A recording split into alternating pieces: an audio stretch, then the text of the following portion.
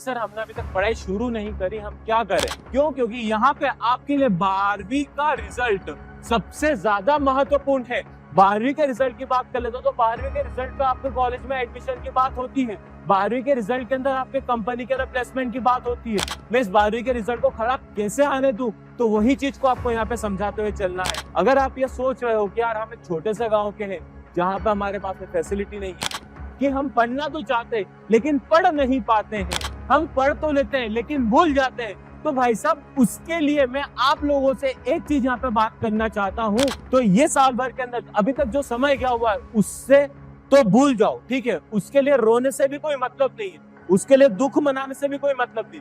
आज से तो बचे हुए ना, अब से तो बचे हुए ना 4 से 5 महीने, ठीक है?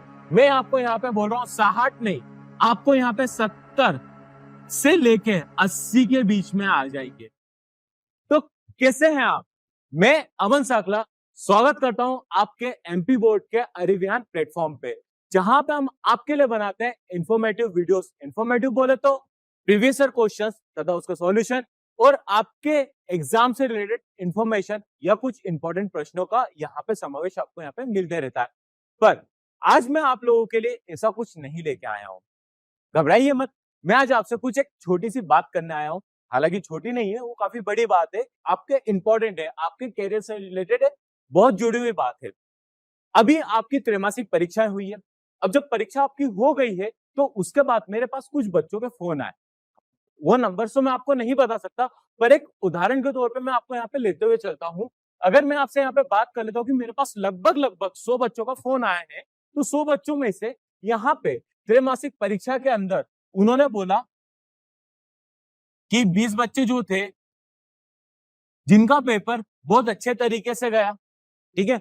60 बच्चे थे जिन्होंने बोला कि भाई साहब हमने पढ़ा तो था, जो आपने वीडियो बनाया था, जो आपने वीडियो दिया था यूट्यूब के ऊपर, उससे हमें यहाँ पे बहुत फायदा तो मिला, पर हम एग्जाम में पहुंचने के बाद वो चीजें भूल गए, मतलब हम एग्जाम से घबरा गए, मतलब हमें यहाँ पे दिक्कत हुई है। और 20 बच्चे ऐसे थे, ठीक है, एक अप्रोक्सीमेटली मैं एक अंदाजे के साथ में आपको यहाँ पे लेते हुए चल रहा हूँ, जिन्होंने ये बोला कि सर हमने अभी तक पढ़ाई शुरू नहीं करी, हम क्या करें?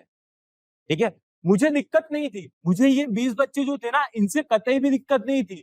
इनके लिए तो मैं यहाँ पे सारी चीजें अवेलेबल है, जो अच्छे तरीके से पढ़े, कोई दिक्कत नहीं। बट यहाँ पे दिक्कत वाली बात आ गई इनके लिए। जब ये रेशो देखा गया कि भाई साहब 20:80 का रेशो, मतलब 20 तो अच्छे जा रहे हैं और 80 का क्या हो रहा है, दिक्कत हो रही है, तो पूरे अरिविहान की टीम को यहाँ पे रुकना पड़ा और आपके लिए यहाँ कुछ इन्फॉर्मेशन, यहाँ पे आपसे कुछ बातें करने के लिए यहाँ पे आना पड़ा, ताकि आप यहाँ पे मोटिवेट हो सके और आप समझ सके कि आगे आपको किस तरीके से यहाँ पे पढ़ाई करनी है। यह तक की बात आपको क्लियर हुई है? तो यही चीज के लिए आज मेन फोकस जो रहेगा मेरा, वो इन 80 के लिए रहेगा। ये 20 तो अपनी पढ़ाई कर रहे हैं, जिनसे मुझे कोई दिक्कत नहीं है, और वो करते रहेंगे। अगर वो अपनी ईमानदारी से अभी तक जैसी पढ़ाई कर रहे हैं, अगर कर रहे हैं तो कोई दिक्कत नहीं है। मेरे को जो प्रॉब्लम हुई थी वो इन 80 बच्चों के लिए हुई थी। लिटरली मैं बता रहा हूँ, मैं दिल से बहुत आघात हुआ था, मेरा दिल बहुत दुखा था कि हम आपके लिए इतनी मेहनत कर रहे थे, बट लेकिन आपका यहाँ तक का रिजल्ट नहीं आ पाया। अब एक छोटी सी मेरे को बात बताओ यार, आप कक्षा 12वीं में आप इतने बड़े हो गए हो, जहाँ पे आपको भाई साहब अच्छे बुरे का फायदा दिखना चाहिए यार, कि क्या चीज आपके लिए अच्छी, क्या चीज आपके लिए बुरी है, तो वो चीज आपको यहाँ पे देखनी है। आपको अपने माँ बाप की तरफ देखना है, जो आपके लिए इतना पैसा लगाते, जो आपके लिए इतनी मेहनत करते, जो आपके लिए कड़ी धूप के अंदर अपनी मेहनत करके पैसा इकट्ठा करते और आपके लिए फीस भरते हैं, और फिर भी अगर आप यहाँ पे नहीं पढ़ोगे तो कैसे काम चलेगा? ये बात बताओ ना। बस वो तकलीफ, वो दर्द, वो दुख मेरे को देख के यहाँ पे बहुत बुरा लगा, और इसके लिए मैं आज आप लोगों के लिए आया हूँ कि भाई साहब हमें इन 80 बच्चों को भी लेके आना है। कहाँ पे? इन 20 की कैटेगरी के अंदर। मेरे को नहीं चाहिए, मेरे को यहाँ पे 90 भी नहीं चाहिए, मेरे को इस तरफ की बात कर रहा हूँ, मेरे को यहाँ पे 92 भी नहीं चाहिए, मेरे को यहाँ पे 95 भी चाहिए, मेरे को यहाँ पे चाहिए 100। बात समझ में आ रही है? मेरे को यहाँ पे 99 पे आके भी नहीं रुकना है, मेरे को मेरे पूरे के पूरे परिवार के अंदर यहाँ पे 100 बच्चे इधर की तरफ में आने चाहिए, जिनकी पढ़ाई अच्छे तरीके से हो। तो मैं उसी के यहाँ पे उद्देश्य के लिए आया हूँ। इन छोटी सी अगर मैं बात कर लूं तो मैं यहाँ पे बोल दूं कि भाई साहब एमपी मतलब क्या? एमपी मतलब हमारा मध्य प्रदेश। पर इसके इक्वल टू मैं क्या बोल सकता हूं, मैं एमपी, मतलब मेरा परिवार। मैं इस एमपी के हर बच्चे को अपना परिवार मानते हुए आज आपके सामने यहाँ पे उपस्थित हुआ हूँ कि मतलब मेरे परिवार का बच्चा अगर यहाँ पे कुछ परेशानी में है तो मैं उसके लिए यहाँ पे खड़ा हूँ। मैं दूसरे 10 काम छोड़ के आप लोगों को यहाँ पे समझाने के लिए खड़ा हूँ। क्यों? क्योंकि मेरे को मेरे बच्चे के लिए, मतलब मेरे छोटे भाई बहन के लिए, उसके भविष्य के लिए यहाँ पे चिंता है। मैं नहीं चाहता हूं कि उसका रिजल्ट यहाँ पे 12वीं का बिगड़े और उसके बाद में वो पूरी जिंदगी यहाँ पे सफर करे। क्यों? क्योंकि यहाँ पे आपके लिए 12वीं का रिजल्ट सबसे ज्यादा महत्वपूर्ण है। 12वीं के रिजल्ट की बात कर लेते तो 12वीं के रिजल्ट पे आपके कॉलेज में एडमिशन की बात होती है। 12वीं के रिजल्ट के अंदर आपके कंपनी के प्लेसमेंट की बात होती है। 12वीं के रिजल्ट के ऊपर आपके कॉम्पिटिटिव एग्जाम्स की बात होती है। 12वीं का रिजल्ट हर जगह पे देखा जाता है। आप छोटी से छोटी जॉब के लिए चले जाओ, आप बड़ी से बड़ी जॉब के लिए चले जाओ, आप गवर्नमेंट जॉब के लिए चले जाओ या फिर आप कहीं और चले जाओ, तो आपको 12वीं का रिजल्ट दिखाना ही पड़ता है। तो जब आपको हर जगह जब 12वीं का रिजल्ट आ रहा है तो मैं इस 12वीं के रिजल्ट को गलत कैसे होने दूं, मैं इस 12वीं के रिजल्ट को खराब कैसे आने दूं, तो वही चीज को आपको यहाँ पे समझाते हुए चलना है। अगर मैं यहाँ से बात कर लेता हूँ तो यहाँ पे भाई साहब मैं आपके लिए आया हुआ हूँ।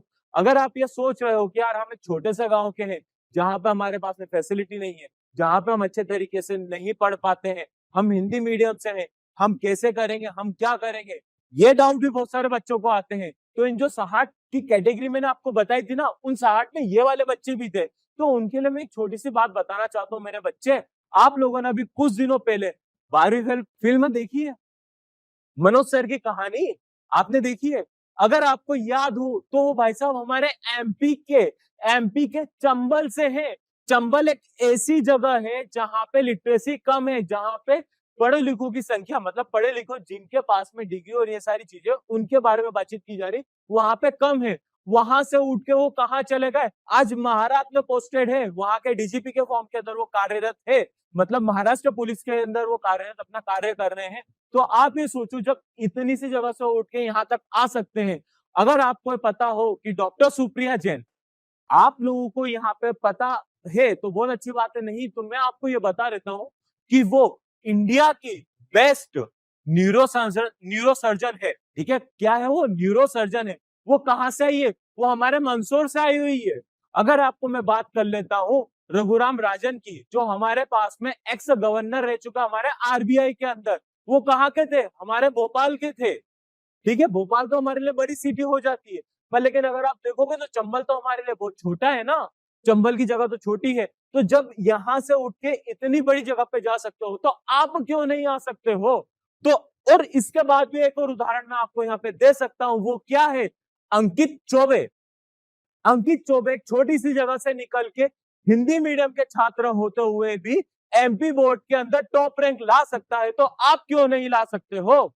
आप ऐसा क्यों सोचते हो कि यार हम हिंदी मीडियम के हैं, हम टॉप रैंक नहीं ला सकते, हम छोटे से गांव के हैं, हम नहीं ला सकते, हमारे पास में संसाधन कम है तो हम नहीं ला सकते? तो भैया क्यों घबरा रहे हो? अरिवियान है ना, अरिवियान की उन्नति बैच की सफलता के बाद अरिवियान आप लोगों के लिए लेके यहाँ पे आया है अरिवियान 2.0, जिसमें आपको वीडियो लेक्चर के साथ साथ आपको मॉक टेस्ट मिलेंगे, आपको प्रीवियस ईयर के क्वेश्चन, उसके सॉल्यूशन, उसके वीडियो लेक्चर्स मिलेंगे, आपको सेल्फ इवैल्यूएशन मिलेगा, आपको यहाँ पे टॉपर्स के हैंड रिटन नोट्स मिलेंगे।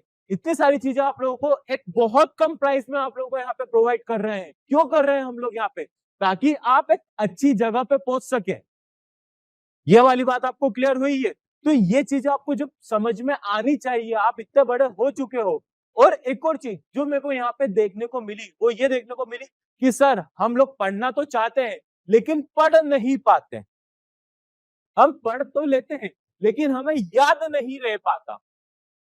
तो इस तरीके की समस्या भी मैंने बहुत सारी सुनने में आई है। तो ये सारी समस्या जब हम अरिविहान 2.0 मतलब हमारी उन्नति बैच 2.0 की बात में कर रहा हूं, तो उसके ऊपर जो काम चल रहा है, जो हमारे पास में बैच लॉन्च हो चुकी है, वो काम चल रहा है। तो वो काम रोक के हम लोगों ने कॉल डिटेल्स को निकाल के उसकी जो प्रॉब्लम्स है उसका एनालिसिस करके फिर आप लोगों के लिए यहाँ पे उपस्थित हुए हैं। तो भाई साहब जो आप लोग यहाँ पे बोलते हो कि यार हमारे पास में संसाधन की कमी है, तो वो चीज मैंने आपको बता दी।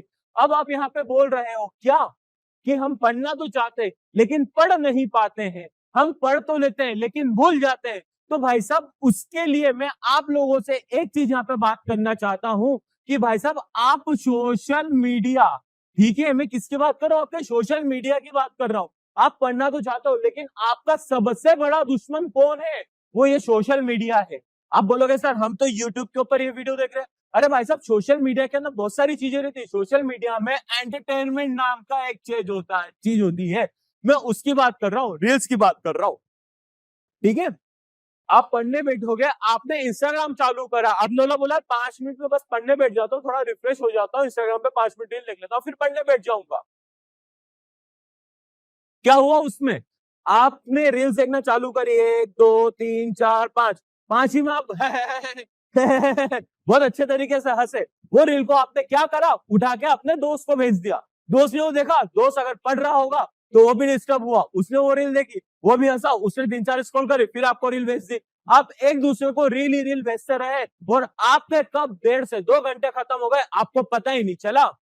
यहां तक की बात अगर आपको क्लियर हो रही है तो आप अब समझो कि भाई साहब आपको यहाँ पे एक प्रण लेना पड़ेगा। वो क्या? कि भाई साहब जब तक मेरी एग्जाम कंप्लीट नहीं हो जाती तब तक मैं इस एंटरटेनमेंट नाम के कीड़े को अपने पास नहीं आने दूंगा। सोशल मीडिया में ना मैं फेसबुक के ऊपर ऐसी चीज देखूंगा, ना मैं इंस्टाग्राम पे ऐसी चीज देखूंगा, ना मैं यूट्यूब पे ऐसी चीज देखूंगा जो मुझे डिस्ट्रैक्ट करे, जो मुझे अपने पथ से, अपने भविष्य के साथ में खिलवाड़ होने दे। अगर आपने ये प्रण ले लिया तो आपको दिक्कत नहीं आने वाली। ये बात को आप ध्यान से समझो और जानो कि भैया क्या दिक्कतें होती है। अरे भाई साहब, मैं भी एक आपकी तरह सामान्य स्टूडेंट रहा हूं। ऐसा नहीं है कि हम एक्स्ट्रा ऑर्डिनरी थे, हम भी सामान्य स्टूडेंट रहे।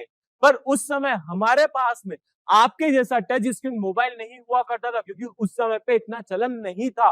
पर हाँ, उस समय पे मैं ये बात जरूर बताना चाहूंगा कि उस समय पे होती थी फेसबुक। ठीक है, फेसबुक आई थी और जब फेसबुक की बात हो रही थी ना, तो हम क्या करते थे, उसके ऊपर एक फोटो अपलोड कर देते थे और बार बार उसको देखते थे कि किसने लाइक करा, किसने उस पर कमेंट करा, लाइक करा नहीं करा, कमेंट करा नहीं करा। बस ये चीज हमारी वहां पे चलती रहती थी, रील्स नहीं चलती थी। वहां पे इस तरीके के पोस्ट चलते थे। तो जैसे ही हम लोग इस पे लग गए तो भाई साहब 11th के अंदर हमारे पास में ये प्रॉब्लम क्रिएट हो गई थी। तो आप बात नहीं मानोगे, हमारा वहां पे मैथ्स के अंदर नंबर गिरने लग गए थे। हमारे त्रैमासिक परीक्षा, हमारी अर्धवार्षिक परीक्षा, जिसके अंदर हमारे नंबर बहुत ज्यादा कम हो गए थे। पर जब दिमाग ठिकाने पे आया, नहीं भाई हम गलत कर रहे हैं, हमने उस चीज को साइड में रखा, हमने हमारी पढ़ाई ईमानदारी से चालू करी, तो फिर उसके बाद में हम हमारे नंबर वापस सही तरीके से लेके आ गए। सेम केस हमने 12th के अंदर करा, जिससे हम अच्छे तरीके से पहुंच गए। वही चीज मैं आपको बताना चाहता हूँ कि सोशल मीडिया नाम के अंदर ये एंटरटेनमेंट वाली जो चीज है, ये बहुत ही कतई गलत चीज है और बच्चे इसमें इन्फ्लुएंस हो रहे हैं। और वही चीज को मेरे को दूर करना है, वही चीज को आपको यहाँ पे समझाते हुए आना है। जो चीज आप बोल रहे थे कि हम पढ़ने बैठते हैं लेकिन पढ़ नहीं पाते, मन नहीं लगता, वो कारण ये है। उसके पीछे का एक साइकोलॉजिकल रीजन भी मैं आप लोगों को बता देता हूँ कि भाई साहब आप यहाँ पे 3 घंटे स्क्रॉल कर रहे, स्क्रॉल कर रहे, स्क्रॉल कर रहे, स्क्रॉल कर रहे, आपकी आंखें दुखेगी, आपकी आंखें थकेगी, आपका दिमाग थकेगा। आपका 3 घंटे जब आपने ये सारी चीजें कर ली तो उसके बाद आप कैसे पढ़ाई में अपना दिमाग लगा पाओगे? ये वाली बात को आप समझो यहाँ पे। अगर आप 3 घंटे देखने के बाद में आप सोचो कि मैं पढ़ लूंगा, तो नहीं पढ़ पाओगे। आप बोलोगे मैं सो जाता हूँ, फिर से मैं शाम को उठ के पढ़ लूंगा। शाम को उठे, बोले सर दुख रहा है, थोड़ी देर घूम फिर के आता हूँ, चाय पी लेता हूँ, फिर पढ़ लूंगा, फिर रात हो गई, खाना खा लिया, चलो आज का दिन तो गया, कल सुबह से पढ़ लूंगा। यही चीज होती आ रही है। या फिर कुछ बच्चे जो पढ़ लेते हैं वो रिवाइज नहीं करते हैं और पढ़ने के बाद होता है हाँ मैंने तो पढ़ लिया, कोई दिक्कत वाली बात नहीं है, और फिर उसके बाद में रिवाइज नहीं करते और वो चीजें भूलने लग जाते हैं। और वो कहते हैं कि हम लोगों ने पढ़ाई करी थी फिर भी हम लोग अच्छे नंबर नहीं लेके आ पाए, हमारी किस्मत खराब है। अरे भाई साहब, किस्मत नहीं खराब है, यहाँ पे आपने उस चीज का रिविजन नहीं करा। इस बात को आप यहाँ पे ध्यान से समझिए। ये वाली बात अगर आपको यहाँ तक क्लियर हो गई है तो इस चीज से थोड़े समय के लिए आपको यहाँ पे छूटना पड़ेगा। अब आपको जब यहाँ तक की क्लियर हो गई है तो अब आप जब ये सब चीजें हमारे पास में निकल के आ जाती है ना, तो इन्हीं सब चीजों की वजह से हमें यहाँ पे दिक्कत होना चालू हो जाती है। और अगर मैं यहाँ से बात कर लेता हूँ तो यहाँ पे अगर आप देखोगे तो भाई साहब हमारे पास में गणित की पुस्तक 2 भाग में मिलती है। ठीक है, कहीं कहीं जगह पे एक भाग एक राइटर की रहती है, पर लेकिन हम स्टैंडर्ड बुक की बात करें तो हमें 2 भाग में मिलती है। जब हमारे पास में 2 भाग की पुस्तकें आती है तो जनाब हमें यहाँ पे इन दोनों किताबों को पढ़ना है। इन दोनों किताबों को समझना है। क्यों? क्योंकि हमारे पूरा का पूरा भविष्य इन दोनों किताबों पे टिका हुआ है। अभी तक जो मैंने आपसे बात करी, वो बात करी एक बच्चे के पॉइंट ऑफ व्यू से कि बच्चे को क्या क्या तकलीफें यहाँ पे आती है और वो क्या क्या समस्याएं यहाँ पे देखता है। तो भाई साहब, आपको इन सब चीजों से आपको यहाँ पे क्या होना है, थोड़ा सा दूर होना है। ये वाली बात आपको समझ में आ रही है? और कुछ बच्चों के डाउट तो ऐसे ऐसे आए हैं जिसके अंदर मैं क्या बताऊं। चलिए उसके लिए भी थोड़ी सी मैं बात कर ही लेता हूँ ना, जब आया हूं तो आपके लिए यहाँ पे बात तो करनी है। आज हम बात करने के लिए आए हैं तो पूरे तरीके से खुल के अच्छे तरीके से यहाँ पे बात करेंगे, ताकि आपके मन में जो भी डाउट आते जाएंगे वो पूरे क्लियर होने चाहिए। क्यों? क्योंकि हम यहाँ पे इस परीक्षा के लिए तैयार होने आए हैं। बात समझ में आ रही है? कुछ बच्चों का ये डाउट है कि सर हम यहाँ पे नीट या फिर कोई से भी कॉम्पिटिटिव एग्जाम की प्रिपरेशन कर रहे हैं। हम या तो नीट जेडबल कॉम्पिटिटिव एग्जाम, मैथमेटिक्स है तो ये वाला केस तो नहीं होगा, पर लेकिन मेरे लिए हर बच्चा इंपॉर्टेंट है, वो चाहे मैथ्स पढ़ रहा हो या नहीं पढ़ रहा हो, मेरे लिए हर बच्चा इंपॉर्टेंट है। तो मैं हर बच्चे के पॉइंट ऑफ व्यू से बात कर रहा हूँ कि मैं कॉम्पिटिटिव एग्जाम की तैयारी कर रहा हूँ, या मैं जेडबल की एग्जाम की तैयारी कर रहा हूँ, या मैं नीट की एग्जाम की तैयारी कर रहा हूँ। इस वजह से मैं 12वीं के ऊपर ध्यान नहीं दे पा रहा हूँ। अरे मेरे बच्चे, आप इनकी तैयारी तो कर रहे हो, आप अच्छे कॉलेज में तो जाने की कोशिश कर रहे हो, पर लेकिन वहां पे भी कुछ क्राइटेरिया होते हैं, कक्षा 12वीं के क्राइटेरिया होते हैं, वहां पे भी आपको परसेंटेज वहां पे दिखाने पड़ते हैं, तभी एडमिशन की प्रोसेस आगे बढ़ पाती है। तो आपको तो 12वीं तो उसके लिए पढ़ना ही पड़ेगी ना। मैं ये थोड़ी ना कह रहा हूँ कि भाई साहब आप यहाँ पे 15 घंटे पढ़ रहे हो, आप यहाँ पे 17 घंटे पढ़ रहे हो, तो आप ये 17 घंटे हटा के एमपी बोर्ड में दे दो। मैं ये तो नहीं बोल रहा हूँ, पर लेकिन ये भी तो कर सकते हो ना कि आप 15 की जगह पे यहाँ पे 12 घंटे जेडबल के लिए पढ़ लो और 3 से 4 घंटे आप एमपी बोर्ड के लिए पढ़ लो। आप ये भी तो कर सकते हो। बात समझ में आ गई? कुछ बच्चों का ऐसा बोलना है कि सर हमारे पास में फीस की दिक्कत है, हम नहीं कर पाते, हमारे पेरेंट्स के पास में नहीं है। अरे तो भैया, आप लोगों के लिए अरिवियन खड़ा तो है ना, क्यों घबराते हो आप? अरिवियन है तो सही ना। अरिवियन की उन्नति बैच बहुत अच्छे तरीके से चली, तो उसी चीज को देखते हुए उन्नति 2.0 निकाला गया है। क्यों? क्योंकि हम जानते हैं कि बच्चा ने अगर उन्नति बैच नहीं ली है, उसके एडमिशन क्लोज हो चुके हैं, तो उन्नति 2.0 बैच भी तो है और वो आपके लिए ही लेके आए हैं, तो उसके अंदर चले जाओ। और साथ ही साथ में उसका प्राइस भी इतना ज्यादा नहीं है। हम सबसे कम प्राइस में अच्छी पढ़ाई देने का वादा करते हैं और वो वादे के ऊपर हम खड़े उतरेंगे, और उसी चीज के ऊपर हम लोग यहाँ पे बातचीत करते हुए आ रहे हैं। अब यहाँ पे, अब देखो यार, इतना सब हो गया। यहाँ पे अगर कुछ बच्चों ने अभी तक भी पढ़ाई शुरू नहीं करी है, मतलब कि जो मैं यहाँ पे आपको बताते हुए चल रहा था कि 100 में से 20 बच्चे जिनकी पढ़ाई अच्छी चल रही है, 60 बच्चे जिनकी पढ़ाई के अंदर कुछ ना कुछ किसी न किसी कारणवश रुकावट आ रही है, और जो बच्चे मेरे पास में 20 बच्चे जिन्होंने अभी तक शुरू नहीं करा है, मैं आज उनके लिए भी हूं खड़ा। मैं ये नहीं चाहता हूं कि मैं उन बाकी के लिए खड़ा हो जाऊं, मैं उनके लिए भी खड़ा हूं, मेरे को उनका भी रिजल्ट बनाना है। तो अगर आपने आज तक में पढ़ाई शुरू नहीं करी है, तो आज से थोड़ा सीरियस हो जाओ, पढ़ाई शुरू कर दो। बात समझ में आ रही है? आपको यहाँ पे एक नहीं, दो नहीं, 3 सब्जेक्ट पढ़ने हैं और 2 लैंग्वेज सब्जेक्ट पढ़ने हैं। अरिवियन 2.0 के अंदर आपको physics, chemistry, maths, English plus Hindi, ये पांचों सब्जेक्ट के लेक्चर्स मिलेंगे, साथ ही साथ इनके मॉक टेस्ट मिलेंगे, साथ ही साथ प्रीवियस ईयर के क्वेश्चन मिलेंगे, उनका सॉल्यूशन मिलेगा, उनका वीडियो सॉल्यूशन मिलेगा। बात समझ में आ रही है? अगर आप मैथ्स के नहीं हो, अगर आप बायो के हो, तो बायो के लिए भी हमारे पास में फैकल्टीज है जो आपके लिए दिन रात मेहनत करके यहाँ तक का कार्य कर रही है। ये बात आपको अगर क्लियर हो रही है तो आगे की तरफ हम लोग बढ़ते हैं। अगर मैं यहाँ पे बोल दूं कि भाई साहब आपको मैथमेटिक्स में 2 किताब तो पढ़नी पड़ेगी, ठीक है? क्यों? क्योंकि ये जरूरी किताबें हैं। और अगर मैं इसके आगे की बात कर लेता हूं तो भाई साहब आपका कर्म युद्ध चालू होने वाला है फरवरी से, ठीक है? ये कर्म युद्ध, जो आपने 1 साल की मेहनत पूरी करी है, जो आपने 1 साल के अंदर जो कुछ भी करा है, वो उसका कर्म युद्ध आपका चालू होने वाला है फरवरी से। और गणित की बात करूं तो गणित का जो हमारे पास में कर्म युद्ध का दिन है, वो कर्म युद्ध का दिन है 25 मार्च। इस 25 मार्च के दिन आपका पता चल जाएगा कि आपने साल भर क्या करा है।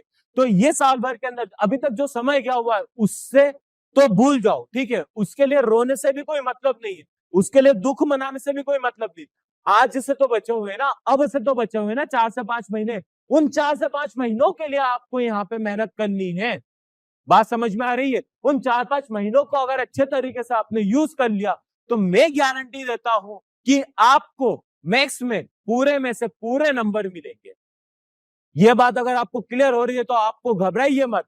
आपको कैसे बोलोगे कि सर कैसे हो रहा है, आप कैसे गारंटी ले रहे हो?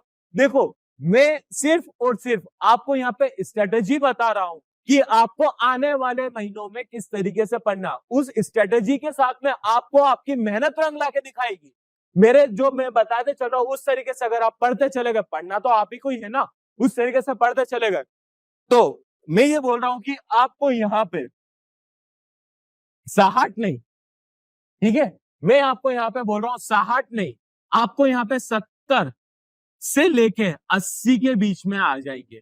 मैं आपको ये गारंटी नहीं दे रहा हूँ कि आपके 80 बनेंगे, नहीं तो आप बोलोगे सर हर बच्चे के 80, नहीं, मैं वो गारंटी दे ही नहीं रहा हूं। मैं ये बोल रहा हूं कि आपके नंबर जो है वो 70 से 80 के बीच में बन जाएंगे। आपका फर्स्ट डिवीजन आ जाएगा, आपके 90% से ऊपर नंबर आ जाएंगे। मैं कोई ऐसे झूठे वादे नहीं करना चाहता जिससे कि आप भ्रमित हो जाए। हाँ, अगर आपने मेहनत करी सही ढंग से तो इस नंबर को अचीव करना भी कोई सी बड़ी बात नहीं है। बहुत आसानी से 80 में से 80 लाया जा सकता है। अभी तक के अंदर की अगर मैं यहाँ पे बात करूं तो बहुत से बच्चे ऐसे हैं, पिछले 3 साल के अंदर मैंने खुद ने देखा है कि बच्चे शुरुआती महीने के अंदर, क्योंकि वो 12वीं में आ जाते हैं, थोड़े से मतलब अगर बोला जाए तो वो युवा अवस्था की दहलीज पे आ जाते हैं, जिस अवस्था के अंदर बच्चा सिर्फ और सिर्फ थोड़ा सा अपने मनोरंजन की तरफ में झुकाव ज्यादा हो जाता है। बट कुछ महीने निकल जाने के बाद में उसको रियलाइज होता है कि भाई साहब अब एग्जाम आने वाली है, 2 से 3 महीने बाद, 4 महीने बाद एग्जाम है, अब पढ़ना पड़ेगा। तो वो बच्चा 3 से 4 महीने पढ़ के भी यहाँ तक नंबर लेके आया है, मतलब 70 से 80 के बीच में नंबर लेके आया है। तो मैं आज वही बात करने आया हूं आप लोगों से कि आप अगर किसी चीज को लेके घबरा रहे हो, टेंशन में हो, डर लग रहा है, तो मत डरो, स्ट्रेटेजी को फॉलो करो, जैसे बताते जा रहा हूं वैसा करते चलो, तो आपके इन नंबरों के बीच में नंबर आ जाएंगे। ये तो थ्योरेटिकल है। और परसेंटेज की बात करूं तो ये 80 से 90% बनना कोई सी बड़ी बात नहीं हो जाएगी, चुटकियों का खेल हो जाएगा। आप बोलोगे वाह सर, आपने जो स्ट्रेटेजी बताई थी उस हिसाब से हम लोग चले हैं और हमारे इतने नंबर आए हैं। तो ये बात को ध्यान रखना, और ये कर्म युद्ध की तारीख भी आपको अच्छे तरीके से याद रखना है कि भाई साहब 25 मार्च के दिन हमारे गणित का जो है कर्म युद्ध होने वाला है, और उसकी तैयारी का आगाज हम आज से करने वाले हैं, और उसकी तैयारी आज से हम यहाँ पे शुरू कर रहे हैं। चलो, तो आप पैटर्न से तो वैसे भली बात परिचित होंगे, फिर भी एक बार मैं आप लोगों को यहाँ पे बता देता हूँ कि आपका जो पेपर है यहाँ पे थ्योरेटिकल 80 नंबर का, प्रैक्टिकल 20 नंबर का। बोले सर प्रैक्टिकल मैथ्स में, हाँ मेरे बच्चे प्रैक्टिकल जरूर होता है। यहाँ पे जो प्रैक्टिकल की मैं बात कर रहा हूँ ना, यहाँ पे आपका जो टीचर है प्रैक्टिकल के ना नंबर किस हिसाब पे देता है उस चीज के बारे में आपको थोड़ा सा समझा देता हूँ ताकि आपको दिक्कत नहीं आएगी। यहाँ पे अगर देखा जाए तो ये 20 नंबर जो है आपकी त्रैमासिक, अर्धवार्षिक और पूर्व वार्षिक परीक्षा, जो पूर्व वार्षिक परीक्षा होती है, प्री फाइनल एग्जाम की बात मैं कर रहा हूँ, वो वाले एग्जाम के बिहाफ के ऊपर आपको यहाँ पे नंबर मिलते हैं। ठीक है, यहाँ तक की बात आपको क्लियर हो गई है। पर कुछ स्कूलों के अंदर, कुछ टीचर्स का देखा गया है कि यहाँ पे जो हमारे पास में प्रयोगात्मक जो प्रैक्टिकल बात हो रही है, वो आपसे या तो आपकी प्रैक्टिकल फाइल बनवा लेगा, ठीक है, या फिर आपसे कुछ प्रैक्टिकली वर्क करवा लेगा। वो डिपेंड करता है आपके टीचर के ऊपर। चलिए, आपने तो यहाँ पे त्रैमासिक परीक्षा का कुछ भी रिजल्ट रहा हो मुझे नहीं पता, मैं ये बात मान के चल रहा हूँ कि आपके पास में त्रैमासिक परीक्षा आपकी अच्छी तरीके से नहीं गई है, जिस वजह से आपको थोड़ी सी दिक्कत हो सकती है। पर अब उस चीज से बचा कैसे जाए, उस चीज को हम लोग पॉजिटिवली कैसे ले, तो भाई साहब आपके पास में जो अर्धवार्षिक परीक्षा है, जो आपकी हाफ ईयरली परीक्षा है, जो आपकी प्री फाइनल परीक्षा है, यानी प्री बोर्ड परीक्षा जो होती है, वो वाली परीक्षा के अंदर आपको यहाँ पे अच्छे नंबर लेके आने हैं। और नंबर लाने के साथ में आपको जो प्रैक्टिकली, जो आपको टीचर जो आपको असाइन करता है, या तो आपको प्रैक्टिकल फाइल बनाने के लिए बोल देगा या फिर कुछ प्रैक्टिकली वर्क करने के लिए बोलेगा, आपको वो अच्छे तरीके से करना है। तो क्या इतने के नाम में पूरे नंबर मिल जाएंगे? नहीं। आप यहाँ पे अगर थोड़ा सा ध्यान से देखोगे तो आपको यहाँ पे टीचर्स का सम्मान भी करना पड़ेगा। क्यों? क्योंकि देखो, आप सपोज मान लो कि आप यहाँ पे अच्छे अच्छे नंबर लेके आ गए, पर आपकी इमेज, मतलब आपकी जो छवि है, अगर वो गलत बनी हुई है तो क्या मतलब रहेगा? टीचर आपने यहाँ पे अच्छे नंबर लेके आ गए, टीचर के हाथ में नंबर है, वो आपको यहाँ पे कम नंबर दे देगा। तो कैसे काम चलेगा? तो यहाँ पे अच्छे नंबर लाने के लिए आपके टीचर्स का, आपके गुरुजनों का आपको यहाँ पे सम्मान करना है। मतलब सम्मान करने से मतलब ये नहीं है कि बिल्कुल ही बिल्कुल जैसा बोला जाता है वैसा करो, नहीं। आपको टीचर आ रहे हैं, आप रेगुलरली उनसे गुड मॉर्निंग करो, आप रेगुलरली उनको सही प्रॉपर तरीके से आंसर दो। अगर वो कुछ क्वेश्चन पूछ रहे हैं तो उसका आंसर तो पता है तो ठीक है, नहीं पता है तो सॉरी सर बोल के उसको आगे आप बढ़ा दीजिए। ठीक है, ये वाली बात आपको समझ में आ गई है? आप रेगुलरली स्कूल जाएंगे, स्कूल जाने के साथ में आप रेगुलरली टीचर्स की नजर में आएंगे, एक आप उनकी अच्छी छवि बनाएंगे, तो टीचर्स आपको 20 में से या तो 15 या 16 या 18 या 19 या पूरे के पूरे 20 नंबर भी आपको यहाँ पे वो दे सकता है। तो ये पूरे पूरे नंबर आपके टीचर्स के हाथ में है, जिसके अंदर से आपको यहाँ पे लेने। तो बोले सर क्या नंबर इतने इंपॉर्टेंट है? हाँ मेरे बच्चे, ये नंबर बहुत सारा इंपॉर्टेंट है। क्यों? क्योंकि अगर आप 20 नंबर की बात कर रहे हो, मैं ये बोलता हूँ कि मैं 20 नंबर नहीं देख रहा हूँ, मैं आपके परसेंटेज देख रहा हूँ। अगर 1% 5 नंबर के बराबर है तो यहाँ पे हमारे पास में 20 नंबर 4% को इंडिकेट कर रहा है। अगर ये 4% है तो 4% का मतलब क्या होता है भाई साहब? पूरा का पूरा रिजल्ट वेरिएंट होता है। आपकी मार्कशीट के ना 4% बहुत मायने रखते हैं। यहाँ तो 1-1% के लिए बच्चा लड़ जाता है, तो ये तो 4% की बात है ना। तो इसको अचीव करना हमारे लिए बहुत ज्यादा जरूरी है, और अचीव करने का तरीका मैंने बता दिया है कि टीचर्स को आप रेगुलरली गुड मॉर्निंग बोले, रेगुलरली आप स्कूल जाए, आपकी हाफ ईयरली और प्री बोर्ड एग्जाम जो है उसको आप अच्छे तरीके से यहाँ पे परफॉर्म करें, और अगर कुछ प्रैक्टिकली वर्क दे रहा है टीचर आपका, तो आप उसको अच्छे तरीके से यहाँ पे परफॉर्म करिए। तो इस तरीके से आप यहाँ पे प्रयोगात्मक परीक्षा, मतलब जो आपके प्रैक्टिकल एग्जाम है, उसको आप अच्छे तरीके से यहाँ पे निकाल सकते हैं। अब बात करते हैं इन 80 नंबर के लिए। इन 80 नंबर की स्ट्रेटेजी तो आपको मैं बिल्कुल बताने वाला ही से, उसके पहले मैं आप लोगों को यहाँ पे कुछ और एक और चीज बताना चाहता हूँ। वो ये है कि भाई साहब आपके चैप्टर के अंदर कितने आवंटित अंक होते हैं, उस चीज को आप लोग यहाँ पे समझिए। जैसे कि अगर मैं यहाँ पे बात कर लेता हूँ संबंध और फलन की, तो संबंध और फलन हमारे पास में कितने नंबर का आ रहा है? यहाँ पे 5 नंबर का आ रहा है। ठीक है, प्रतिलोम त्रिकोणमितीय फलन कितने नंबर का आ रहा है? यहाँ पे 6 नंबर का आ रहा है। इस तरीके से आपको ये सारे चैप्टर्स देखने हैं। अगर मैं इन चैप्टर्स की बात कर लेता हूँ, तो ये वाला चैप्टर तो थोड़ा थ्योरेटिकल वाला पार्ट है। ठीक है, अगर ये थ्योरेटिकल वाला पार्ट है जिसके अंदर आपको थोड़ा सा याद करने वाले प्रश्नों की तरफ में आपको जाना पड़ेगा। क्यों? क्योंकि अगर यहाँ पे संबंध की बात करें तो इसे तत्तुल्यता संबंध हो जाता है। ठीक है, अगर यहाँ पे फलन की बात करें तो एककी फलन की बात हो जाती है। तो इन फलनों के बारे में बेसिक नॉलेज होना जरूरी है। कोई सा फलन दे दिया, उसके बारे के अंदर उसके संबंध के बारे में आपसे पूछ लिया, तो उस चीज के बारे में जानना जरूरी है। तो उसमें थोड़ा थ्योरेटिकल नॉलेज होना चाहिए। तो मतलब इस चैप्टर को आपको थोड़ा एज अ थ्योरेटिकल पार्ट के अंदर समझने की आवश्यकता है। अब दूसरे चैप्टर की बात कर लेते हो, प्रतिलोम त्रिकोणमितीय फलन। तो भाई साहब आपका ये वाला चैप्टर आप कक्षा 9वीं 10वीं 11वीं से पढ़ते आ रहे हो। कैसे? देखो, कक्षा 11वीं की बात कर लेता हूं, तो आपने पढ़ा होगा कि 10a+b का फॉर्मूला, वहां पे ये पढ़ा था। पर लेकिन जब इसमें आते हो तो यहाँ पे क्या आ जाएगा? 10 इनवर्स a+b का फॉर्मूला। क्यों? क्योंकि प्रतिलोम है ना भाई साहब, उसका प्रतिलोम वाली बात हो रही है। तो उस तरीके से आपको यहाँ पे फॉर्मूले देखने, इससे मिलता जुलता फॉर्मूला यहाँ पर है। अगर आपने 11वीं में पढ़ रखा है तो आपको चैप्टर में दिक्कत नहीं आएगी, और अगर नहीं पढ़ा है तो घबराइए मत। हम आगे स्ट्रेटेजी में समझेंगे कि इस चैप्टर को कैसे करना है और इस चैप्टर के सारे फॉर्मूले कैसे याद करने, तो उस चीज की दिक्कत नहीं है। फिर हम बात कर लेते हैं अवयव और सारणिक की। तो दोनों हमारे 6-6 नंबर के, पर लेकिन अगर देखा जाए तो दोनों एक ही परिवार के सदस्य हैं, अवयव और सारणिक। अगर आप लोगों ने इन दोनों चैप्टर्स को अच्छे तरीके से देख लिया, मतलब एक चैप्टर अवयव को अच्छे तरीके से देख लिया, तो सारणिक का लगभग 50 से 60% आप अवयव के अंदर ही खत्म कर देंगे। बात समझ में आ रही है? तो ये दोनों चैप्टर एक जैसे ही है, मतलब भाई बहन वाला काम कर रहे हैं। तो इन चैप्टर्स का एक सेट बना देते हैं। अब यहाँ पे बात करते हैं सातत्य तथा अवकलनीयता की, अवकलज के अनुप्रयोग। ठीक है, समाकलन, समाकलनों का अनुप्रयोग। भाई साहब ये जो पूरा का पूरा पार्ट है, ये वाला पार्ट हमारे पास में कहां से आता है? ये वाला पार्ट निकल के आता है हमारे पास में इंटीग्रल्स का।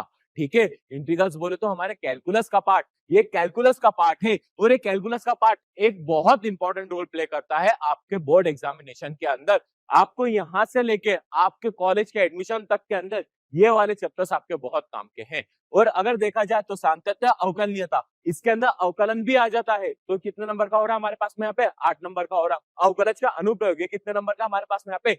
6 नंबर का है। और समाकलन की बात करें तो कितने नंबर का हमारे पास में यहाँ पे? 12 नंबर का है। समाकलन के अनुप्रयोग कितने नंबर का है यहाँ पे? 3 नंबर का है। अगर मैं ये इन दोनों की बात कर लेता हूँ तो ये दोनों भी एक ही परिवार के हैं, और ये दोनों भी हमारे पास में क्या है? एक ही परिवार के। बोले सर आप तो एक पूरा परिवार बता रहे थे। भाई साहब एक पूरा बड़ा परिवार है, उसके अंदर चाचा के बच्चे भी तो होते हैं, ताऊ जो हमारे बड़े पापा कहलाते हैं उनके बच्चे भी तो होते हैं। तो भाई साहब ये उस तरीके से है।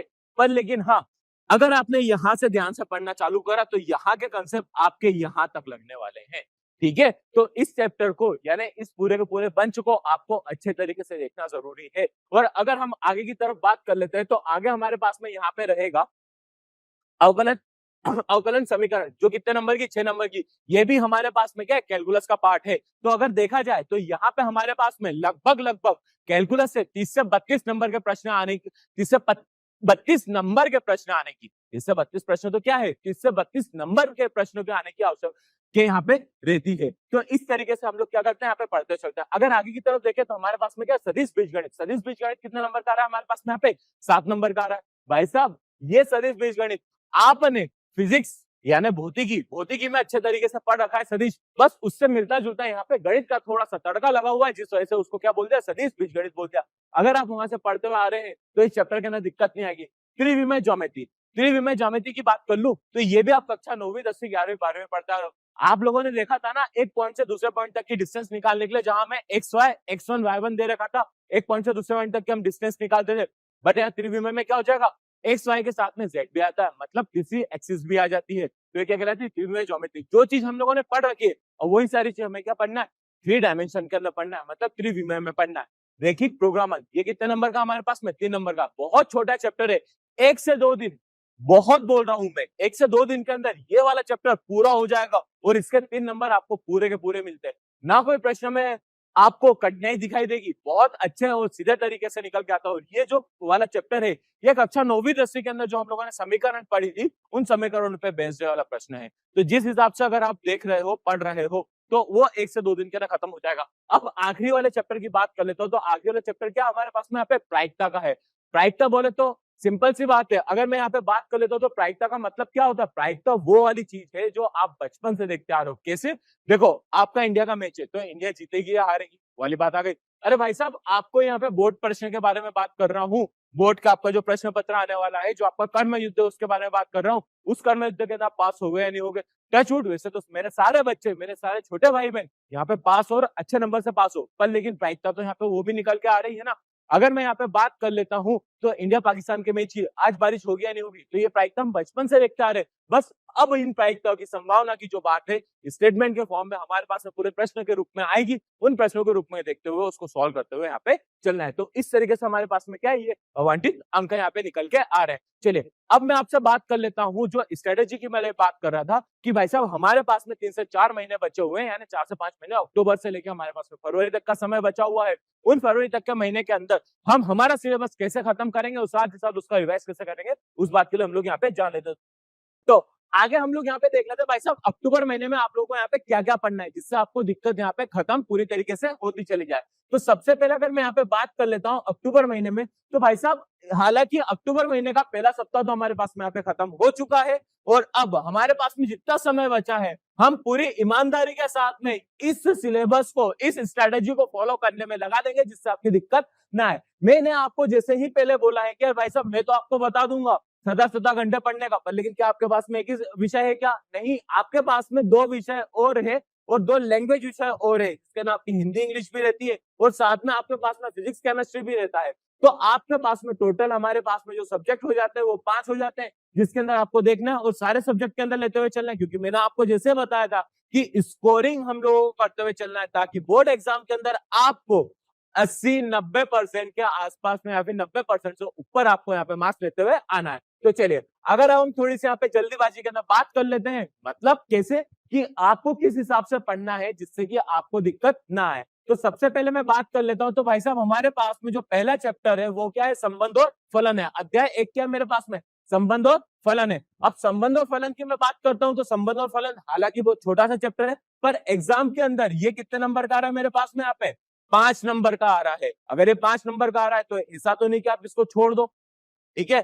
क्यों, क्योंकि हमारे लिए एक एक नंबर बहुत ज्यादा महत्वपूर्ण है। जब संबंध और फलन की मैं यहाँ पे बात कर रहा हूं तो आपको लगभग यहाँ पे कितने से कितने दिन देने चाहिए, आपको यहाँ पे 4 से 5 दिन के अंदर अंदर संबंध और फलन पूरी तरीके से यहाँ पे खत्म करना है। बात समझ में आ रही है, संबंध और फलन 4 से 5 दिन के अंदर अगर आपके पूरी तरीके से खत्म हो जाता है तो उसके बाद में आप एक दिन का रेस्ट लेंगे। अब रेस्ट का मतलब क्या होता है भाई साहब? रेस्ट का मतलब नहीं है किताब बंद करके बैठ जाओ। अब उस रेस्ट वाले दिन के अंदर आप संबंध और फलन में जितना आपने पढ़ा है तो उसके क्या बनाओगे आप यहाँ पे? Short notes. बात समझ में आ गई? आप क्या बनाओगे यहाँ पे? नोट्स बनाओगे, छोटे छोटे नोट्स, ताकि आपको यहाँ पे संबंध और फलन की परिभाषा अच्छे तरीके से याद हो जाए और कहाँ पे कैसे फलन इस्तेमाल करना है, कहाँ कौन से फलन में कैसा संबंध इस्तेमाल करना है, कैसे क्या होता है, वो सारी चीजों के बारे में आप यहाँ पे अच्छे तरीके से समझ जाओगे। तो एक दिन के अंदर आपने नोट्स बना लिया। टोटल दिन अगर मैं यहाँ से बात कर लेता हूँ और कितने दिन हो जाते मेरे पास में? 6 डेज हो जाते हैं। अब नेक्स्ट बोलोगे कि सर 6 दिन तो यहाँ पे हो गए, पर लेकिन आपके इसमें से कुछ कुछ बच्चों का मन में डाउट होगा कि सर ये वाला चैप्टर तो हम 3 दिन में खत्म कर सकते हैं। हाँ बिल्कुल बच्चा, आप 3 दिन में खत्म कर सकते हो, कोई दिक्कत वाली बात नहीं है। तो भाई साहब आप आगे बढ़ जाओ ना, आप थोड़ा सा जंप मार लो, ठीक है। बट आपको कोशिश करना है कि 6 दिन में खत्म करो। क्यों? क्योंकि जल्दीबाजी भी आप लोगों के लिए नुकसानदेह है। आप धीरे धीरे एक बार में ऐसा सिलेबस खत्म करो, इसका रिविजन ऐसा करो जिससे कि आपको दिक्कत ना आए। चलिए अब बात कर लेते हैं भाई साहब, 6 दिन के बाद में आपने चालू करा क्या? अध्याय नंबर 2, प्रतिलोम त्रिकोणमितीय फलन। अब प्रतिलोम त्रिकोणमितीय फलन की मैं यहाँ पे बात कर लेता हूं, तो आपको भी इसको कितने से कितने दिन देने? 4 से 5 दिन देने हैं। बोलेगे सर ऐसा क्यों? भाई साहब त्रिकोणमितीय फलन के अंदर आपको 4 से 5 दिन देने की आवश्यकता इसलिए पड़ जाएगी कि पिछले वर्ष के अंदर कक्षा 11वीं के अंदर आपने त्रिकोणमितीय फलन पढ़ रखा था, तो उसका व्युत्क्रम वाली त्रिकोणमितीय फलन वैसे ही आपके सारे फॉर्मूले यहाँ पे दिखाई देंगे और उन फॉर्मूले पे बेस्ड जो क्वेश्चन एग्जाम में आने की संभावना बहुत ज्यादा रहती है, तो उनकी प्रैक्टिस आपको यहाँ पे करना अच्छे तरीके से है, ठीक है। अगर मैं संबंध और फलन की बात कर लेता हूँ तो भाई साहब यहाँ पे संबंध के बारे में पूछ लेता है, तत्तुल्यता संबंध क्या होता है, एकीकरण क्या होता है, इस तरीके के प्रश्न आपको वहां पे देखने को मिलेंगे। तो आपको इस तरीके के प्रश्न तो बिल्कुल भी नहीं छोड़ना है, ठीक है। 4 से 5 दिन के अंदर वही सेम केस, एक दिन यहाँ पे रिवाइज पे ले लो, ठीक है, यानी 1 डे। क्या हो जाएगा यहाँ पे? 1 डे। अगर मैं 1 डे की बात कर रहा हूँ तो 1 डे क्या हो जाएगा मेरे? नोट्स मेकिंग के लिए आप यहाँ पे क्वेश्चन सॉल्व करते जा रहे हो, बुक में टिक मार्क लगा दिए। कुछ कुछ बच्चों की आदत रहती है बुक में टिक मार्क लगा दे, कुछ कुछ बच्चों की आदत रहती है कि वो एक अलग से लिखते हुए चलते हैं, फिर कुछ कुछ बच्चे अपनी कॉपी में हाईलाइट करते हैं। तो यहाँ पे हाईलाइट कर रहे हो, टिक मार्क कर रहे हो, अच्छी बात है, पर एक छोटी सी पतली कॉपी के अंदर आप ये फॉर्मूलेस लिखते हुए चलो। क्यों? ताकि आपको कभी भी रिवीजन करने में दिक्कत ना आए। जल्दी से पन्ने पलटोगे, आपको पूरा चैप्टर आपकी आंखों के सामने से गुजर जाएगा और आपका टाइम भी वेस्ट नहीं होगा और फटाफट आप उसको यहाँ पे आगे देख सकते हो। चलिए 4 से 5 दिन टोटल हमारे पास में कितने आ जाएंगे? यहाँ पे 6 डेज आ जाएंगे। यहाँ पे आपको बात समझ में आ गई है? अब देखो जब 6 डेज के बाद में आ जाती है, फिर उसके बाद में आता है हमारे पास में अध्याय नंबर 3, अवयव। बहुत अच्छा चैप्टर है, एक बार समझने लायक चैप्टर है। अगर एक बार आप अच्छे तरीके से समझ गए तो आपको दिक्कत नहीं आएगी। तो इसके लिए लगभग लगभग हमारे पास में 3 से 4 दिन देने हैं। 3 से 4 दिन के अंदर आपको नोट्स भी बनाने हैं और इसको पूरा सॉल्व भी करना है, ठीक है। बात समझ में आ गई है? क्यों? इसके लिए मैं थोड़ा सा आपको फोर्स इस वजह से कर रहा हूं ताकि अक्टूबर के अंदर पहला सप्ताह तो हमारा लगभग लगभग यहाँ पे खत्म होने की कगार पे आ गया है और नेक्स्ट सप्ताह से अगर आप पढ़ाई स्टार्ट करोगे तो उस हिसाब से मैं आपको समझाते चल रहा हूँ। और अगर आप आज से ही पढ़ने स्टार्ट कर रहे हो तो भाई साहब यहाँ पे 3 से 4 दिन की हो जाएगा, आप 5 से 6 दिन के ऊपर भी ले सकते हो, कोई दिक्कत वाली बात हमारे पास में नहीं है। जितनी प्रैक्टिस करोगे उतना आप लोगों के लिए फायदा और एग्जाम के अंदर उतनी आपको हेल्प मिलेगी। चलिए अगर मैं आगे से बात कर लेता हूं तो इसके बाद हमारे पास में बचता है क्या? अध्याय नंबर 4, सारणिक। बात समझ में आ रही है? तो अध्याय नंबर 4 आपको भी यहाँ पे 3 से 4 दिन देना है। क्यों? क्योंकि ये दोनों चैप्टर क्या है? हमारे भाई बहन जैसा काम करते हैं। अगर आप आपने अच्छे तरीके से समझ लिया तो सारणिक समझने में आपको समय नहीं लगेगा, प्रश्न सॉल्व करने में आपको समय नहीं लगेगा। तो ये दोनों चैप्टर एक दूसरे के भाई बहन है, तो फटाफट से चीजों को आप यहाँ पे निपटा सकते हो। अगर आप देखोगे यहाँ पे तो यहाँ पे मेरे पास में 6 प्लस 6 प्लस यहाँ पे मेरे पास में 4 प्लस 4, तो यहाँ पे मेरे पास में कितने दिन आ रहे हैं? यहाँ पे 20 दिन आ रहे हैं, ठीक है। 20 दिन के अंदर अंदर में तो क्या इतना ही पढ़ना है? नहीं मेरे बच्चे, इसके साथ में अब आपको इन चैप्टर का भी रिवाइज करना है। अब इस चैप्टर का रिवाइज कैसे करेंगे भाई साहब? 3 से 4 दिन जब मैंने इसको पढ़ने के लिए बोल दिया है तो आपको इसके बाद में 2 दिन, यानी क्या बोल रहा हूं मैं? 2 डेज यानी 2 डेज आपको संबंध और फलन का रिवीजन करना है। बात समझ में आ रही है? क्यों? देखो अगर मैं दूसरे विषय की बात कर लेता हूं तो दूसरे विषय के अंदर थ्योरेटिकल पोर्शन ज्यादा रहता है, जिसमें आपको दिक्कत नहीं आती, आप उसको याद कर लेते हो। पर यहाँ पे जब गणित की बात आती है ना, तो गणित के अंदर आपको प्रश्नों को हल करते हुए यहाँ पे चलना है। चलो किसी कारणवश कुछ कारण ऐसा हो गया कि भाई साहब 4 से 5 दिन में खत्म नहीं हुआ, आपकी एक एक्सरसाइज आपकी बच गई, आपसे 4 से 5 क्वेश्चन है, 10 क्वेश्चन आपके इसके बच गए, तो भाई साहब ये जो 2 दिन में दे रहा हूं ना, आप इन 2 दिन के अंदर खत्म करिए। बात समझ में आ रही है? फिर उसके बाद में सेम केस यहाँ पे 2 दिन मेरे लिए इस चीज के लिए रहेंगे। बात समझ में आ रही है? तो ये 2 दिन आपको प्रतिलोम त्रिकोणमिति फलन के अंदर रिवाइज के फॉर्म के अंदर यहाँ पे करते हुए आगे बढ़ना है। चलिए, ये तो चीज आपको समझ में आ गया। और जैसे कि मैंने आपको बताया था कि उन्नति बैच की सफलता के बाद में हम लोग जो लॉन्च कर रहे हैं वो उन्नति 2.0 मतलब 2.0 हम लोग यहाँ पे उन्नति बैच लॉन्च कर रहे हैं।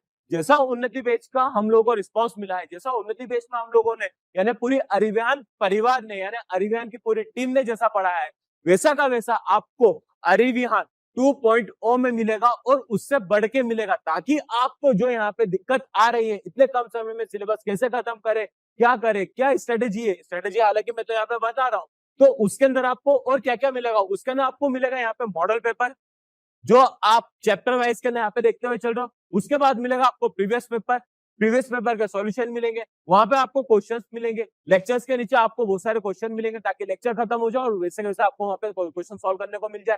तो ये सारी चीज मिलेगी। अब यहाँ पे देखो ये 2 डेज की बात कर रहा हूँ, तो ये 2 डेज के अंदर क्या करोगे, अगर आपका ये पूरा खत्म हो जाता है तो भाई साहब 2 डेज के अंदर आप मॉक टेस्ट लगा लो। कौन से वाले? जो अरिव्यान के अंदर आपको चैप्टर वाइज मॉक टेस्ट दे रखे हैं, वो वाले मॉक टेस्ट लगा लो, जिससे आपको ये चीजें समझ में आ जाएगी भाई साहब संबंध और फलन के अंदर हमने जो पढ़ रखा है क्या वो बोर्ड परीक्षा के लिए उपयुक्त है या नहीं है, कि अभी कुछ कमी और बच रही है। वो जो कमी है वो आपको ये 2 दिन के अंदर जो मॉक टेस्ट दोगे उसके अंदर आ जाएगा। और अगर ये खत्म नहीं हो पाता है तो सबसे पहले इसको खत्म करो, फिर आगे और मैं बताते चलूंगा कि कैसे उसको और देखते हुए चलना है। ठीक है, सेम केस आप प्रतिलोम त्रिकोणमितीय फलन में देख सकते हो, तो ये सारी चीजें आपको मिल जाएगी। बात समझ में आ रही है? और उन्नति बेस 2.0 के अंदर आपको तो मॉडल पेपर बहुत सारे मिल ही रहे हैं ना, तो घबराना तो नहीं है बिल्कुल। चलिए आगे बढ़ते हैं। अब जब मैं अगले महीने की तरफ बात करता हूं, तो अगले महीने के अंदर मेरे को यहाँ पे क्या दे रखा है, नवंबर 2024। तो इसके अंदर हम लोगों को क्या देखना है भाई साहब, यहाँ पे हमारे पास में 3 ही अध्याय है नवंबर के लिए। अब देखो सर, 3 अध्याय की मैं जो बात कर रहा हूँ, ये 3 अध्याय हमारे पास में यहाँ पे जो देके रखते हैं वो कितने कितने नंबर में देके रखेंगे।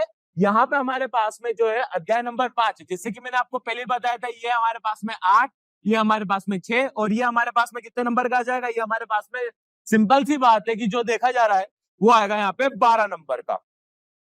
बात समझ में आई है? तो ये हमारे पास में मार्क्स डिस्ट्रीब्यूशन सामने दिख गया है। अब देखो सिंपल सी बात है कि हमने जो 2-2 दिन का वहां पे गैप लिया था, तो उस 2 दिन के अंदर आपने यहाँ पे ठीक है संबंध और फलन और त्रिकोणमितीय फलन, ठीक है त्रिकोणमितीय फलन की बात कर रहा हूं, कौन सी वाली, इनवर्स वाली, ठीक है प्रतिलोम त्रिकोणमितीय फलन की बात करो। त्रिकोणमितीय फलन तो है ही नहीं, प्रतिलोम त्रिकोणमितीय फलन मतलब अगर मैं त्रिकोणमितीय फलन शब्द ले भी रहा हूं तो आप उसको प्रतिलोम त्रिकोणमितीय फलन मानते हुए चलेंगे ताकि आपको दिक्कत नहीं आएगी। तो भाई साहब आपने 2 चैप्टर का तो यहाँ पे क्या कर लिया है, मॉक टेस्ट दे दिया था, ठीक है पिछले महीने में।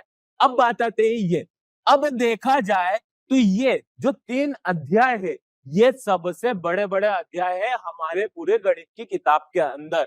ये अध्याय को सॉल्व करने में लगता है सही में समय।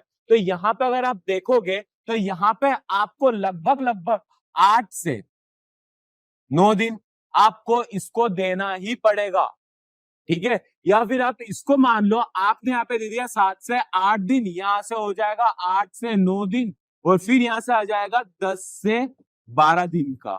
बात समझ में आ रही है? मैं जो कहना चाह रहा हूं वो चीज को आप समझो। यहाँ पे क्या बोलना चाह रहा हूं कि ये जो अध्याय है ये अध्याय आपके लिए बहुत महत्वपूर्ण है। क्यों? क्योंकि ये अध्याय ऐसे है कि आप जितनी प्रैक्टिस करोगे उतना कम है, ठीक है। ये अध्याय ऐसे है कि अगर आपके बोर्ड में एग्जाम के प्रश्न इसके आते हैं, हालांकि आने तो है ही से, क्योंकि 12 नंबर का है तो आने तो है ही से, ये तो हमारे पास में बिल्कुल कटू सकते हैं, पर ऐसा प्रश्न फंस जाए जिसको सॉल्यूशन एक बार में आप निकालने में असमर्थ रह पा रहे हो, जिसके अंदर आपको बार बार करना पड़ रहा है, जिसमें समय ज्यादा लग रहा है, तो उस चीज के लिए आपको यहाँ पे बचना पड़ेगा और इतनी आपको यहाँ पे मेहनत यहाँ पे करनी पड़ेगी। अब देखो जब यहाँ पे 7 से 8 दिन के अंदर के हमारे पास में सातत्य तथा अवकलनीयता की बात यहाँ पे हो जाती है, तो यहाँ पे बीच में आप एक दिन, यानी मैं जो एक दिन की बात कर रहा हूँ, आप लोग बोलते हैं सर हमें तो 7 दिन के अंदर खत्म हो रहा, तो भाई साहब एक दिन के अंदर आप आव्यूह का मॉक टेस्ट लगा लो। बात समझ में आ रही है? फिर उसके बाद में जब आप अगले महीने में आते हो तो 8 से 9 दिन आपने 8 दिन में खत्म कर लिया, 9वां दिन नहीं लगा। अगर 8 दिन का ना आपने खत्म कर लिया तो यहाँ पे आप क्या करोगे, यहाँ पे आप आव्यू के साथ में सारणिक का भी क्या लगा दोगे, यहाँ पे मॉक टेस्ट लगा लोगे। तो यहाँ तक के अंदर आपके मॉक टेस्ट की प्रिपरेशन पूरी हो जाती है, कौन से, अक्टूबर महीने के अंदर वाली, ठीक है। और अगर आपका वहां पे सिलेबस खत्म हो जाता है और मॉक टेस्ट नहीं लगा पाता तो यहाँ पे भाई साहब 2 दिन का गैप ले लो, इसको थोड़ा जल्दी खत्म कर लो। बात समझ में आ रही, 7 से 8 दिन में बोल रहा हूँ, ये नहीं बोल रहा हूँ कि आप 8 दिन का ना खत्म करो, या ना पत्थर की लकीर वाली बात नहीं कर रहा हूँ। मैं जो कहना चाहता हूँ वो ये है कि भाई साहब आप 6 से 7 दिन में भी खत्म कर सकते हो, आपके ऊपर है। मैं ये नहीं बोलना चाहता हूँ कि आप 4 घंटे बैठ के एक जैसा पढ़ो, मैं ये नहीं बोलना चाहता हूँ कि आप 10 घंटे बैठ के यहाँ पे एक जैसा पढ़ो, मैं ये बोलना चाहता हूँ कि आप 6 से 7 दिन के अंदर इसको कैसे भी करके खत्म करो। अगर आपको पढ़ना पड़े तो आप 4 घंटे पढ़ो, अगर आपको पढ़ना पड़े तो आप 10 घंटे पढ़ो, पर लेकिन आप ये मान के चलो कि हाँ मैं 6 से 7 दिन में खत्म होना चाहिए तो वो खत्म होना चाहिए। ये बात का अगर आप मान के चलोगे तो मैं गारंटी के साथ बोलता हूँ कि जो मैंने आपसे वादा करा है, जो मैंने आपसे शब्द बोले कि आपको 80 में से 80 मिलेंगे, तो यहाँ पे जरूर मिलेंगे। तो स्ट्रेटेजी इस तरीके से आपको फॉलो करते हुए चलनी है और मेहनत आपकी लगेगी, मेहनत आपको पूरा मेरा साथ देना पड़ेगा। ऐसा नहीं कि आप मैथ्स के पढ़ते पढ़ते फिजिक्स केमिस्ट्री या इंग्लिश या हिंदी छोड़ दो, तो आपको उसके साथ की भी मेहनत करनी है। अब हमारे पास में समय बहुत कम बचा है ताकि हमें मेहनत भी ज्यादा करनी पर लेकिन ईमानदारी से यहाँ पे लग जाओ। तो यहाँ तक के अंदर हमारे पास में नवंबर महीने के अंदर आप लोग यहाँ तक समझ गए कि आपको क्या करना है। अगर आपने यहाँ तक के मॉक टेस्ट भी दे दिए, चलिए अगर आप मॉक टेस्ट नहीं भी दे पाते हो, मैं आपको अपना छोटा भाई मानकर पूरी बातें समझाते हुए चल रहा हूँ। मतलब कि क्या, देखो ऐसा नहीं है कि यार मैं आया मैंने बोल दिया कि भाई साहब ये करना है, नहीं हो पा रहा है ना, कोई दिक्कत नहीं है, पर लेकिन उसका 80% तो आप करो। मैंने बोला आपको मॉक टेस्ट लगाना, नहीं लगा पाए, कोई दिक्कत नहीं है, आगे हम लोग उसको और समझें कि इसको कैसे हम लोग करें। हमारा जो बैकलॉग बना हुआ है, जो मॉक टेस्ट की बात करी गई थी, जो हमारे पास में क्वेश्चन बुक को सॉल्व करने की बात करी गई थी, नहीं हो पाए तो उसको कैसे करेंगे, तो आगे उसके बारे में और बातचीत करूंगा मैं। पर लेकिन उसके पहले आप ये बात तो समझो कि भाई साहब आपको ये अगर आप करते हुए चल रहे हो ना तो आपको दिक्कत नहीं आने वाली है। बात मानो, आपको यहाँ पे इस तरीके से चलते हुए आगे बढ़ना है। तो इस महीने तक के अंदर, नवंबर के अंदर हमारे पास में समाकलन तक का पूरा काम यहाँ पे खत्म हो जाना चाहिए किसी भी तरह से, ठीक है। किसी भी तरह से मतलब आपको यहाँ तक पूरा पढ़ के रखना है, ठीक है। चलिए अब आगे बढ़ते हैं। अगर अब मैं दिसंबर के अंदर बात कर लेता हूं तो दिसंबर हमारे पास में थोड़ा सा हल्का हो जाता है। क्यों? क्योंकि इसके अंदर आपके साथ में पिछले महीने के बहुत सारे ऐसे चैप्टर्स थे, जो हमने 3 चैप्टर्स देखे थे, वो ऐसे थे जिसके अंदर बहुत ज्यादा मेहनत करनी पड़ रही थी, तो उनका रिवीजन भी तो करना है। बात समझ में आ रही है कि नहीं आ रही है? बिल्कुल। अगर आप देखोगे समाकलन का अनुप्रयोग, तो मैं इसको बोलता हूं कि 1 वीक के अंदर आपको पूरा खत्म करना है। कितने में करना है? 1 वीक के अंदर। अगर आप यहाँ पे बात मानते हो मेरी, तो आपको मैं यहाँ से बोलूंगा कि इसको 6 से 7 दिन में खत्म करो। बात समझ में आ रही है? अगर आप 6 से 7 दिन के लिए इसको खत्म कर लेते हो तो यहाँ पे आपके पास में 3 दिन यानी 3 डेज आपके पास में रिवाइज के लिए रहेंगे। कौन से वाले? कंटिन्यूटी और डिफरेंशियबिलिटी, मतलब अवकलनीयता वाले जो हमारे पास में चैप्टर हुआ था उसको आपको यहाँ पे रिवाइज करना है। क्यों? क्योंकि आप उनके फॉर्मूले आपको यहाँ पे भूलना नहीं है। फिर आपके पास में आता है अध्याय नंबर 9, जो कि क्या है? अवकल समीकरण। अगर मैं अवकल समीकरण की यहाँ पे बात कर रहा हूं तो भाई साहब इसके लिए भी सेम केस है, इसके लिए भी क्या हो जाएगा? 6 से लेके 7 दिन के अंदर अंदर आपको यहाँ पे खत्म करना है। अगर 7 दिन में आपने यहाँ पे खत्म कर दिया तो आपके पास में यहाँ पे 3 दिन बचेंगे, ठीक है। आपके पास यहाँ कितने बचे? 3 दिन बचेंगे। फिर उसके लिए आपके पास में यहाँ पे समाकलन का जो अध्याय है उसको क्या करना है? आपको यहाँ पे रिवाइज करना है। बात समझ में आ रही है? अब बोलोगे सर अवकलज के अनुप्रयोग, अरे मेरे बच्चे अवकलज के लिए भी समय है, पर लेकिन मैं जैसा बोल रहा हूँ उस चीज को समझो। क्यों? क्योंकि अवकलनीयता में अवकलन भी है। बात समझ में आ रही है? अवकलन और समाकलन दोनों क्या क्या है हमारे लिए यहाँ पे भाई बहन वाला काम कर रहे हैं। तो यहाँ पे इन दोनों को रिवाइज करने में आपको दिक्कत नहीं आएगी। फिर उसके बाद में सदिश बीजगणित। सदिश बीजगणित की अगर मैं बात कर लेता हूँ तो 5 से 6 दिन के अंदर आपको क्या करना है? यहाँ पे खत्म करना है। अगर आपने ये खत्म कर दिया तो आपके पास में महीने के आखिरी में 3 से 4 दिन बचेंगे। 3 से 4 दिन बचेंगे। 3 से 4 दिन के अंदर आपको यहाँ पे एप्लीकेशन ऑफ डेरिवेटिव, मतलब अवकलज के अनुप्रयोग, और यहाँ पे इंटीग्रेशन, और यहाँ पे डिफरेंशिएशन। बात समझ में आ रही? अवकलन और समाकलन इन सब का रिवीजन आखिरी के 4 दिन में वापस से करना है। क्यों? क्योंकि अवकलन और समाकलन इनके अंदर फॉर्मूला मतलब उनका उपयोग बहुत ज्यादा होता है और वो ही बच्चे यहाँ पे भूलते चले जाते हैं। तो आपको यहाँ पे बिल्कुल भी नहीं भूलना है। बात समझ में आई कि नहीं आई मेरी, यहाँ तक कि आपको क्लियर हुई है? अगर आपको ये बात क्लियर हो गई है तो चलिए आगे की तरफ बढ़ता है। अगर आगे मैं यहाँ पे और बात कर लेता हूँ, भाई साहब जनवरी, बोले सर जनवरी तक के अंदर पढ़ना पड़ेगा। अरे हाँ मेरे बच्चे, जनवरी तक में पढ़ना पड़ेगा। अगर आप यहाँ पे देख रहे हो तो ये आपके लिए 3 से 4 दिन के अंदर पूरा का पूरा चैप्टर क्या हो जाएगा, खत्म हो जाएगा। त्रिविमीय ज्योमेट्री, ठीक है, मतलब 3 डायमेंशन ज्योमेट्री की बात कर रहे हैं। तो ज्योमेट्री की बात कर रहे हो तो ये हमारे लिए कितना है, 3 से 4 दिन के अंदर खत्म हो जाएगा। रेखीय प्रोग्रामन एक ऐसा चैप्टर है जो कि हमारे एग्जाम के अंदर 3 नंबर का आता है। ठीक है, कितने नंबर का आता है मेरे लिए यहाँ पे, 3 नंबर का आता है और एक बार देखने लायक है, एक बार करने लायक अध्याय है। तो यहाँ पे आप ज्यादा से ज्यादा कितने दिन दे सकते हो, 1 से 2 दिन। ठीक है, 2 दिन के अंदर ये पूरा का पूरा खत्म हो जाएगा, ये मेरी गारंटी है। फिर आती है हमारे पास में प्रोबेबिलिटी। अगर मैं यहाँ पे प्रोबेबिलिटी की बात कर लेता हूँ तो प्रोबेबिलिटी के अंदर भी आपके लिए कितना है, 3 से 4 दिन के अंदर ये प्रोबेबिलिटी भी क्या हो जाएगी, खत्म हो जाएगी। तो लगभग लगभग अगर आप यहाँ पे ध्यान से देखोगे तो पहले सप्ताह तक या फिर 8 से 10 दिन, मतलब 10 दिन के अंदर अंदर तक आपका यहाँ पे सिलेबस क्या हो जाएगा, पूरी तरीके से खत्म हो जाएगा। अब बोलो सर 10 तारीख तक में सिलेबस खत्म कर दिया, बिल्कुल बच्चा 10 तारीख तक सिलेबस खत्म कर दिया। पर एक बात यहाँ पे बताओ, अब इसके बाद में आपके यहाँ पे स्कूल के अंदर कुछ फंक्शन चालू हो जाएंगे। कौन से वाले भाई साहब, एनुअल फंक्शन, आप वो भी तो अटेंड करोगे ना मेरे बच्चे। फिर आएगा आपका फेयरवेल, वो भी अटेंड करोगे। फिर आपकी आएगी प्री बोर्ड, वो एग्जामिनेशन भी रहेगी। तो इतना सब होने के बाद में आपके पास जो 20 दिन बचा है ना, उसमें सिर्फ हमें यहाँ पे रिविजन करना है।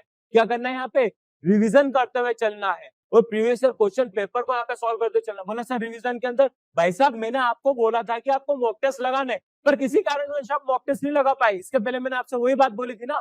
तो यहाँ पे जो 20 दिन बचेंगे आपके पास में, तो उसको रिवीजन के साथ में मॉक टेस्ट आपको यहाँ पे लगाते हुए चलना है। क्यों? क्योंकि तो टोटल कितने हमारे पास में 13 चैप्टर, 13 दिन में 13 रिवीजन और 13 मॉक टेस्ट लग जाएंगे, तो पूरे का पूरा चैप्टर क्या हो जाएगा हमारे पास में यहाँ पे, रिवाइज हो जाएगा। मतलब कि एक बार तो हमने पूरा पढ़ लिया, दूसरी बार हम लोगों ने यहाँ पे क्या कर लिया, इसका रिविजन भी कर लिया और मॉक टेस्ट भी लगा लिया।